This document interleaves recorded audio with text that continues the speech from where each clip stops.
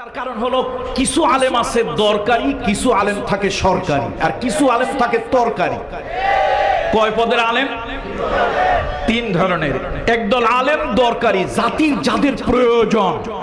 আর একদল আলেম সরকারি, বাতাস দেখে যেদিকে ছাতা ধরে সেই দিকে। ওরা হলো ওলামায়ে সু, ওরা স্বার্থের লোভে প্রয়োজনে খায় গু।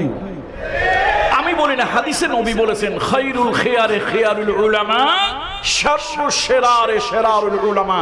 রাসূলুল্লাহ বলেছেন সাল্লাল্লাহু আলাইহি ওয়াসাল্লাম, মানবতার নবী বলেছেন, ভালোবাসার নবী বলেছেন, উম্মতের কান্ডারি নবী বলেছেন, আমার আল্লাহ তাআলার সৃষ্টির শ্রেষ্ঠ হচ্ছে আলেম। সৃষ্টির শ্রেষ্ঠ কারা? আবার এই সৃষ্টির নিকৃষ্ট হলো দুই একটা দালাল আর গোলাম আলেম। আলেম কয় পদে? একটা হলো কি দরকারি, জাতির বিভিন্ন সময় যাদের প্রয়োজন হয়।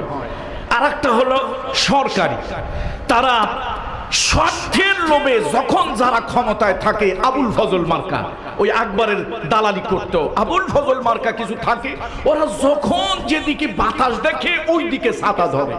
আর একদল হলো তরকারি, এটা মিস্টার গোলালু, চিংড়ি মাছেও চলে, ইলিশ মাছেও চলে, গোশতেও চলে, আবার শুধু ভাজি করেও চলে, এমনকি ডাল রান্না করেও খাওয়া চলে।